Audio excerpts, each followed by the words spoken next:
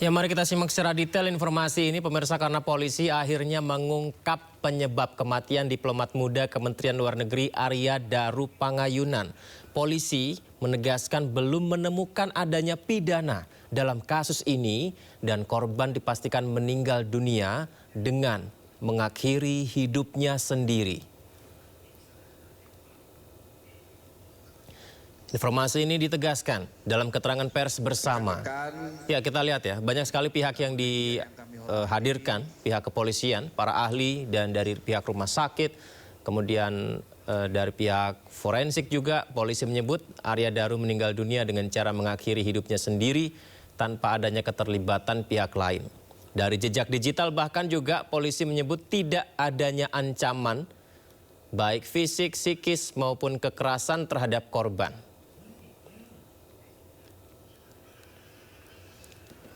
Polisi juga menggelar sejumlah barang bukti seperti yang Anda saksikan ini pemirsa. Ini semua diambil dari kamar kos dan juga kantor korban.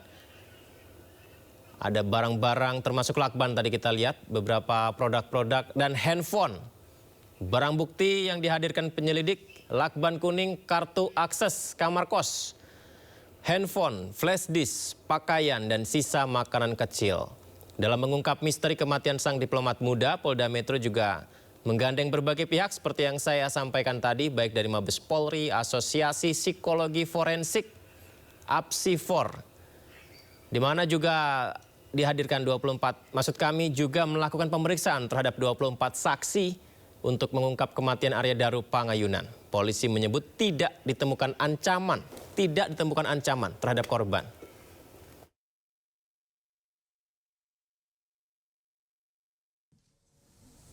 Jadi kami dari tim Subditreskrimum Polda Metro Jaya telah melakukan klarifikasi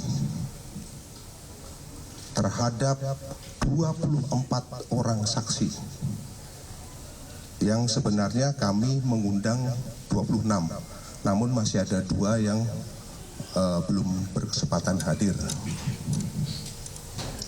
Dari 24 saksi tersebut, kami membagi beberapa klaster saksi, yaitu klaster saksi dari lingkungan keluarga, kemudian saksi dari lingkungan tempat tinggal korban, baik itu di kamar sebelah, termasuk dengan penjaga kos, termasuk pemilik kos. Kemudian saksi berikutnya dari lingkungan tempat kerja korban. Yang terpenting terhadap hasil penelitian ini bahwa belum ditemukan adanya informasi ataupun dokumen elektronik yang berisi muatan ataupun ancaman baik fisik maupun psikis maupun ancaman kekerasan terhadap korban. Jadi saya ulangi lagi, dari hasil penelitian secara digital tidak ditemukan ancaman fisik maupun psikis terhadap korban, termasuk ancaman kekerasan. 11 barang bukti dan melakukan uji terhadap barang bukti yang ada.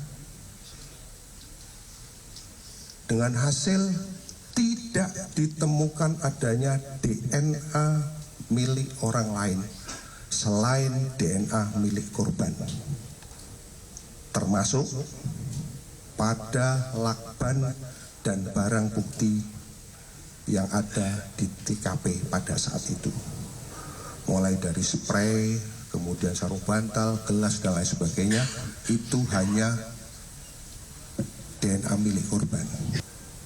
Disimpulkan bahwa indikator daripada kematian daripada ADP ini mengarah pada indikasi meninggal tanpa. Dan pemirsa, kita lihat situasi terkini di luar Stadion Utama Gelora Bung Karno Senayan Jakarta saat ini. Ya, ini adalah gambar terkininya di mana kita saksikan supporter Indonesia sudah mulai memadati Stadion GBK. Mereka, informasi yang kami dapatkan sudah menunggu dari siang tadi pemirsa.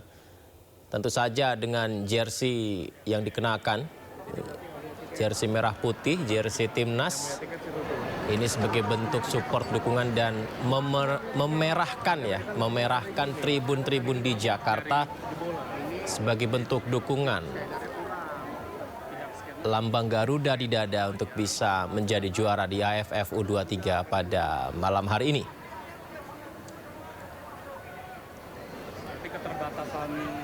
Kita lihat pemirsa saat ini di layar kaca Anda. Semakin banyak kick off. Informasi sejauh ini pukul 20.00 waktu Indonesia Barat. Dari siang tadi hingga saat ini jumlah supporter yang datang semakin bertambah.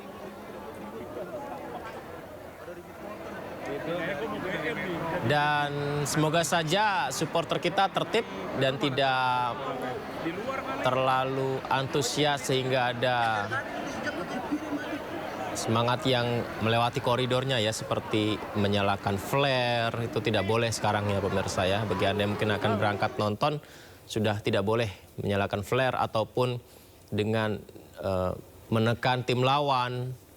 Itu bisa potensi dikenakan sanksi oleh FIFA dan akan merugikan timnas Indonesia jika kita melakukan pelanggaran hal seperti itu. Kita mendukung timnas dengan tertib pemirsa. Kita cari tahu bagaimana antusias supporter mendukung timnas U23 jelang laga kontra Vietnam. Sudah ada Yasmin Atania di Plaza Utara Gelora Bung Karno, Jakarta. Yasmin, bagaimana euforia jelang final hari ini? Silakan.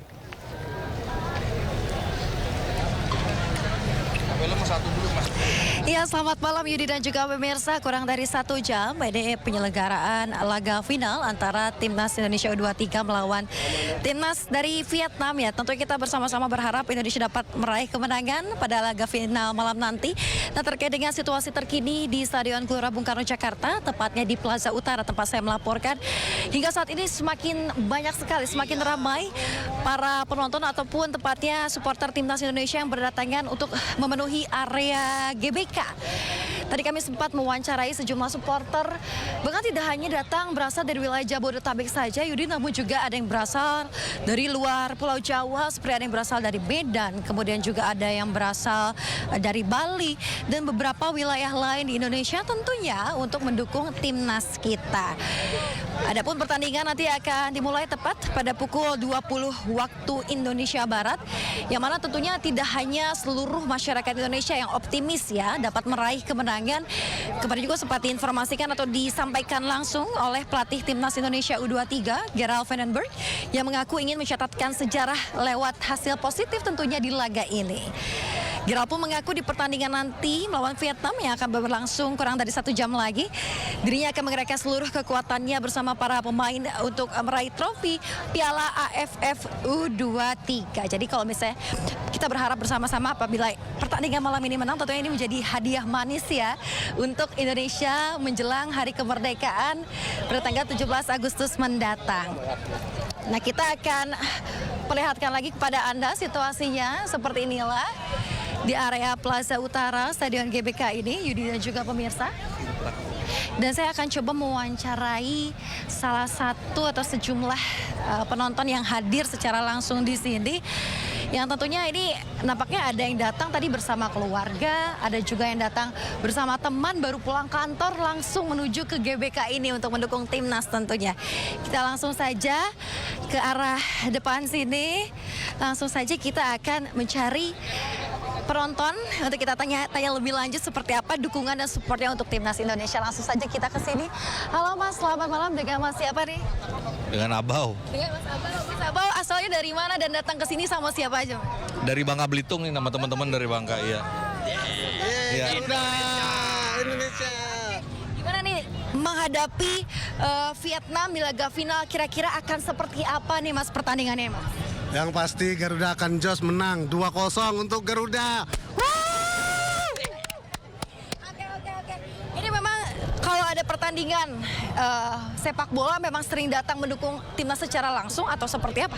Pasti dong, kami datang dari jauh-jauh udah nginep, siap mendukung Garuda.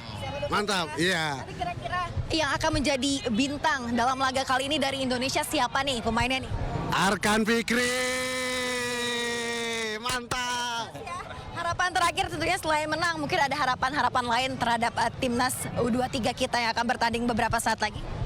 Yang pasti harapannya timnas kita akan menjadi Piala Dunia. Datang ke sana, kita akan ikut datang juga ke luar negeri. Yeay. Mas, terima kasih banyak atas waktunya ya. Selamat nonton di dalam ya. Enjoy. Ya, Yudi dan juga pemirsa, itulah tadi wawancara kami dengan sejumlah supporter yang datang langsung dari Bangka Belitung. Tentunya untuk mendukung timnas U2 kita. Tentu kita berharap pada saat nanti pertandingan timnas U23 Indonesia dapat memberikan performa terbaiknya sehingga dapat meraih kemenangan di pertandingan final malam hari ini. Yudi. Amin, semoga ini waktunya ya Yasmina Tania, Indonesia meraih juara di AFF U23 dan tadi kata supporter tadi lolos Piala Dunia ya. Terima kasih Yasmin atas laporannya dari Stadion Gelora Bung Karno Senen Jakarta. Selamat bertugas kembali Yasmin.